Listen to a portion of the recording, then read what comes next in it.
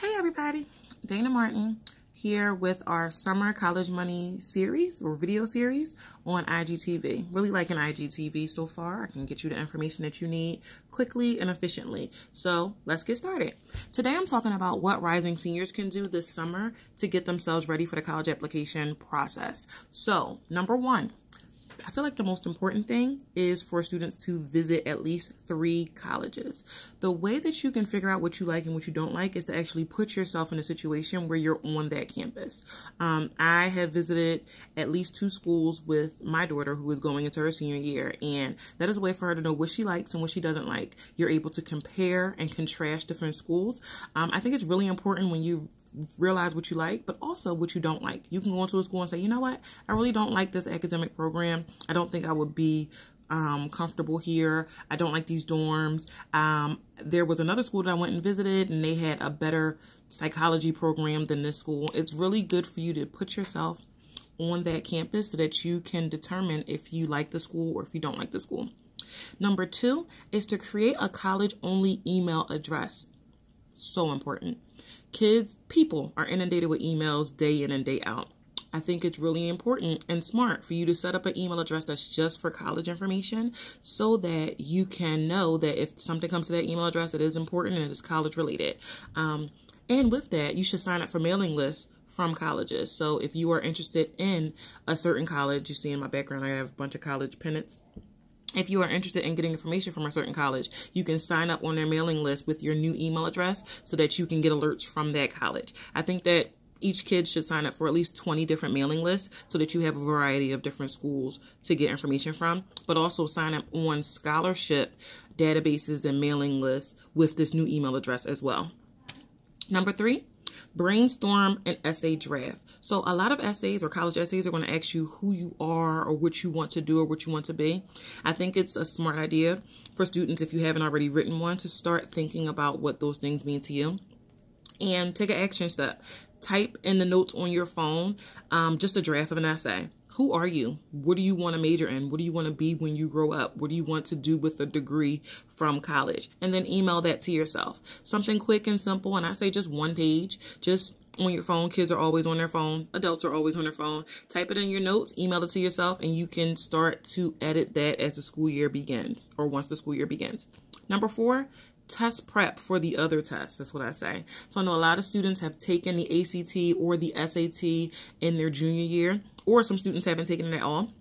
I would test prep in the summer for the test that you didn't take in your junior year. I think it's smart to take both tests to see which one you do better on. They're 2 different tests. The SAT is a test that all colleges accept. The ACT is a test that all colleges accept. Some students do better or worse on either test. I think it's smart to take both. And in the summertime, you should really use that time to test prep. Some test prep organizations that I value are Philly Tutors here in Philadelphia and Teach Tutoring, which does a great job on ACT prep. Number 5, find and participate in at least 1 summer opportunity. I know it's the middle of the summer right now, and some people might say it's too late to even sign up for anything, but it's not. You can work. You can volunteer. So most organizations are looking for volunteers to help out. A lot of summer camps are looking for volunteers to help out. There may be enrichment opportunities at your local library or recreation center. I know here in Philly, there are so many organizations looking for teens to do things. So get out of the house and find something to do, even if it's not on a college campus, but there are still some summer opportunities on college campuses as well. Number 6, think about fit. So I like to think about comfort level. And yes, a lot of things are outside of your comfort zone, and you should definitely reach outside of your comfort zone. But, but I think it's really important to think about what it is that a student is comfortable with so that they can be successful. So what I like for students to look at is, what do you need a college to have for you to be comfortable, for you to be successful, and for you to be challenged? So you don't just want to go somewhere that's going to be easy and you can just get through, but start thinking about what are those things like that will make you comfortable. I don't want to be at a school that is 12 hours away by car. I want to be somewhere within 2 hours of Philadelphia. That's something that's reasonable. Or there are students that are like, you know what, I don't care how far away I go. That's not in my comfort level. However, I do need to be at a school that's within a city so I can get to different places easily and not too rural. So that comfort level really is important. But also, how can you be successful? Most people know what it is that will make them successful in this life. They just have to reach out and do it. So I know that some students will say, you know what, I need somebody to tell me exactly what I need to do so that I can do those things. And some students are like, just leave me alone, tell me the assignment, and I will figure it out on my own. Some students know that they need a mentor. Other students know that they need a tutor. Other students know that they need a planner every day in order to use it, in order to be successful. But what are those things that a college needs to have in order for you to be successful? And then also for you to be challenged. So think about what an environment needs to have in order for you to be successful. I'm sorry about that. I got to knock at my door. Next is searching for scholarships. So number 7 on my list is start looking for scholarships that you can apply to right now. And not just when you graduate from high school or when you are a high school senior, but scholarships that you can apply to when you're in 9th grade, 10th grade, 11th grade, or a rising senior. Think about scholarship contests for dance, writing, acting. Think about, there are some scholarships for reading out there, any raffles that you can enter into, and ask everybody for different scholarship opportunities. Lots of people like to tell you information about who's offering a scholarship or like to forward you information about different scholarships. Take this time in the summer where you have some downtime to start putting that information together. So ask a job if you have a job, ask your supervisor, ask volunteer sites, ask your parents' friends. Parents, you ask your job if there are scholarship opportunities that you should be looking for your child or that you qualify for your child. Email your high school counselor. Lots of counselors aren't in the office over the summer, but they do come back, and we come back like August. Like me, I'm in the office sometime throughout the summer, but they do check their email. Email the high school counselor and ask, do they have any resources for you to start this whole college scholarship process? Ask churches and masjids as well. Number 8, and the final thing, parents and kids need to talk to each other. That is one of the most important things. A lot of time us parents think that we know everything and you're going to college. It doesn't matter what you say. But we should really have the conversation with our kids. Do you want to go to college? Yes or no? Why or why not? Let's have a conversation about that. The kid might say, I don't know. I don't know what I want to do.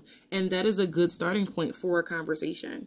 Ask the kid what they want to major in if they do want to go into college. Why they want to major in that? What do you want to do with that in your life? Do you want to be a lawyer? Do you want to be a doctor? Do you want to be a criminologist? What is it that you have your heart set on doing? And if it's I don't know, that's okay. But having that conversation and opening the lines of communication between the parent and the child really can help guide both of you into knowing, okay, this next year is going to be a hard year. This next year is going to be me trying to figure out what I want to do. But me and my parent are on the same page as to, we're trying to figure it out together. But also, kids, tell your parents that you need help as well. And I know that's hard in teenage language, but sometimes you just have to sit and say, I need help. And nobody can do it alone.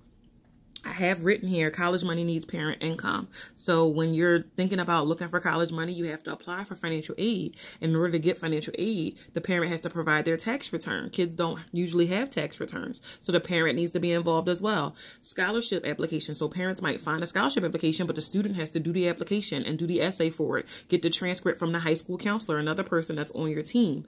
All scholarships, colleges, everything need high school info, and you get that from your high school counselor. So nobody can do it alone. Everybody has to talk to each other.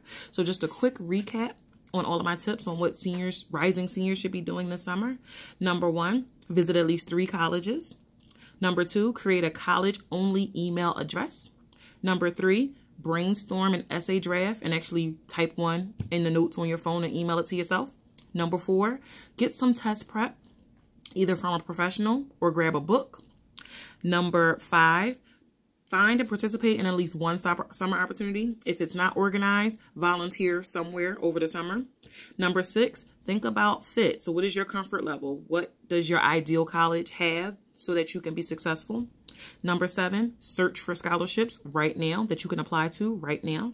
And number 8, parents and kids talk to each other so that everybody's on the same page. Signing off, Dana Martin here. Take care.